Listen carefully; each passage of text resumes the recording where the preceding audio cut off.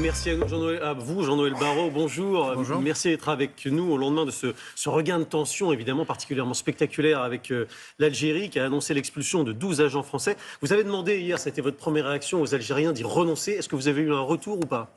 D'abord, quelle est la situation? D'une part, il y a le dialogue qu'on a voulu réinitier avec l'Algérie. On a mis tous les sujets sur la table, y compris les plus irritants.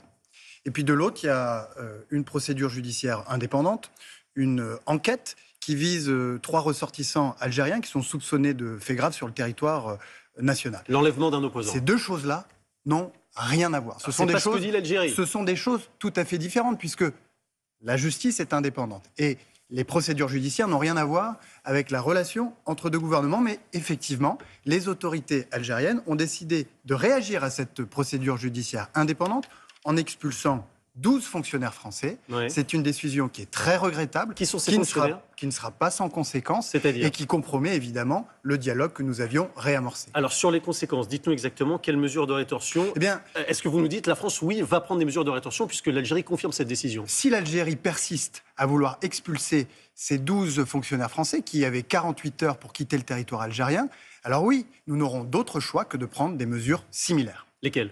Eh bien, je vous l'ai dit. Nous sommes prêts à agir.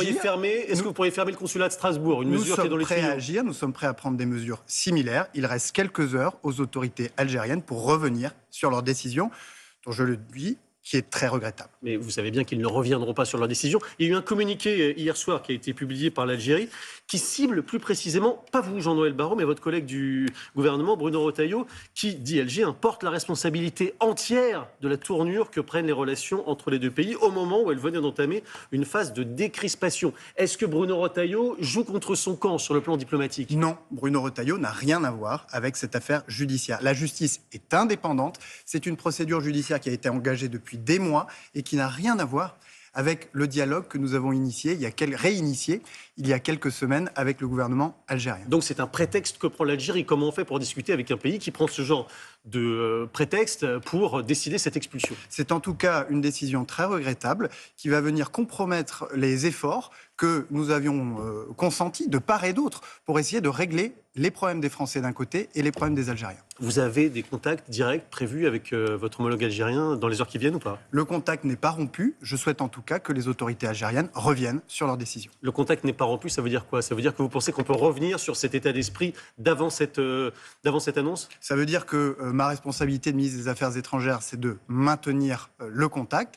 Mais si les autorités algériennes persistent, si elles font le choix de l'escalade, eh bien nous répondrons avec la plus grande fermeté. Alors on a dit hier dans vos services que le ministère des Affaires étrangères souhaitait malgré tout revenir à l'apaisement en coulisses, si l'on ose dire, et on se demande un petit peu pourquoi, alors que visiblement cette volonté n'est pas du tout partagée. Non, je crois que notre position n'a pas changé.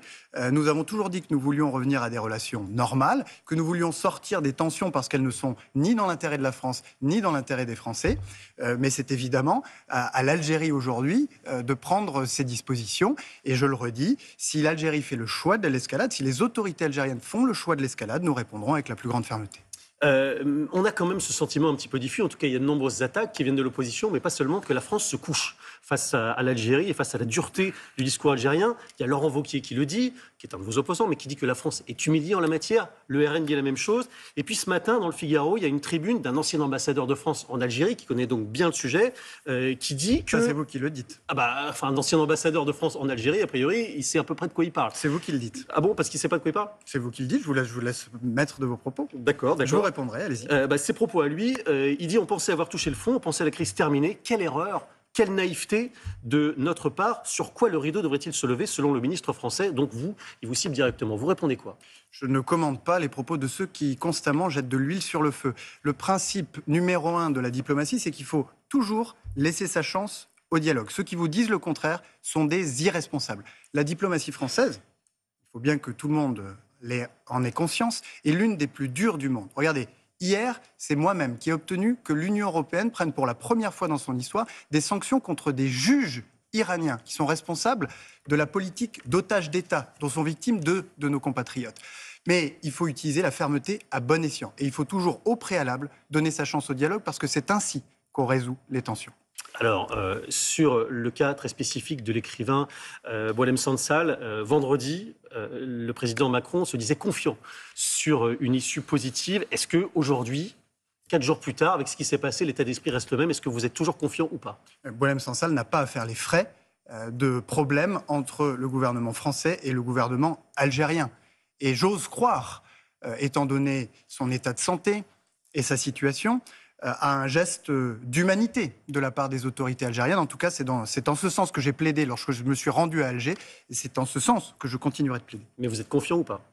C'est le terme employé par le président. Je suis préoccupé par son état de santé et par sa situation, les conditions de sa détention. Est-ce que vous êtes préoccupé aussi par le sujet des OQTF? Parce qu'on sait que les tensions avec l'Algérie viennent beaucoup de cette question. Est-ce que le dossier a évolué? Le renvoi des OQTF jugés dangereux par la France et par le ministère de l'Intérieur, l'Algérie n'en veut pas. Est-ce que ça avance ou est-ce que ça reste bloqué? Nous n'avons jamais expulsé autant d'Algériens en situation irrégulière que l'année dernière. C'est pourquoi, lorsque je me suis rendu à Alger il y a 2 semaines, nous voulions réamorcer le dialogue pour aller encore plus loin, pour obtenir encore plus de résultats sur les expulsions, les réadmissions d'Algériens en situation irrégulière. J'espère vivement que les autorités algériennes pourront revenir sur la décision qu'elles ont prise hier, sans quoi ce dialogue sur les questions migratoires sera évidemment compromis. Vous n'avez donc pas eu de garantie sur ce plan? J'ai eu, de la part des plus hautes autorités algériennes, des expressions de bonne volonté sur ce sujet, volonté d'aller encore plus loin que les bons résultats que nous avions obtenus l'année dernière. D'où cette surprise lorsque vous avez vu, j'imagine, cette nouvelle d'hier des 12 expulsions. Il y a un autre grand sujet international, évidemment, qu'il faut qu'on aborde ce matin, c'est la situation en Ukraine, parce que la Russie, ce week-end, a tué des dizaines de civils, a soumis, et c'était juste après une visite de l'émissaire américain. Est-ce que c'est un camouflet pour Donald Trump? Est-ce que la méthode Trump est en train d'échouer sous nos yeux? Écoutez, de toute évidence, ce massacre du dimanche des Rameaux à Soumy, où je me suis rendu il y a quelques mois, démontre, s'il en était besoin, que la cruauté de Vladimir Poutine n'a pas de limite. Et oui, ça fait maintenant plus d'un mois, que l'Ukraine a accepté un cessez-le-feu sans condition. Et malgré tous les efforts des Américains, malgré toutes les promesses de Vladimir Poutine, eh bien, la Russie continue ses crimes de guerre et ses agressions. Et donc, si elle ne sait pas faire preuve de bonne volonté, je crois qu'il faut la contraindre à cesser le feu en appliquant les sanctions les plus lourdes pour asphyxier son économie de guerre. Comment vous expliquez que Donald Trump ne semble pas changer sa politique alors qu'elle n'obtient aucun résultat, voire c'est pire qu'avant? Que les États-Unis souhaitent amener la Russie à mettre fin à sa guerre d'agression, c'est une bonne chose. Nous n'allons pas le dissuader.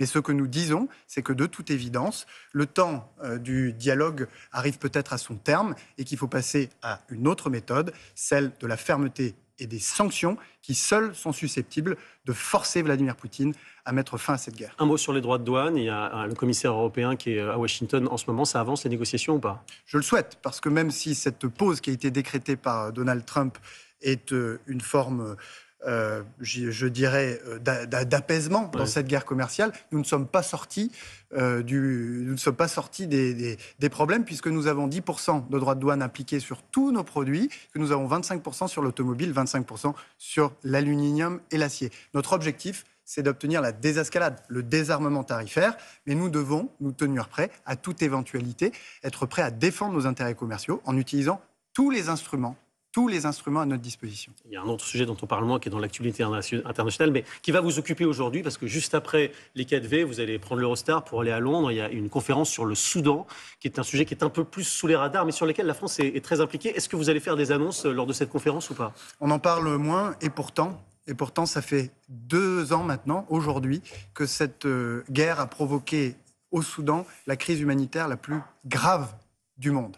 Et c'est pourquoi je participerai à cette conférence, pour maintenir la mobilisation de la communauté internationale, pour appeler les belligérants à cesser le feu, pour appeler les puissances tierces extérieures à cesser d'alimenter ce conflit. Et j'apporterai, comme nous l'avons fait l'année dernière, le soutien financier de la France à hauteur de 50 millions d'euros pour soulager les souffrances des millions de personnes qui fuient la guerre et les persécutions. On a entendu les engagements de fermeté de Jean-Noël Barrot ce matin sur le dossier algérien. On verra ce qui va se passer évidemment dans les heures qui viennent. Merci beaucoup, monsieur le ministre. Merci à vous.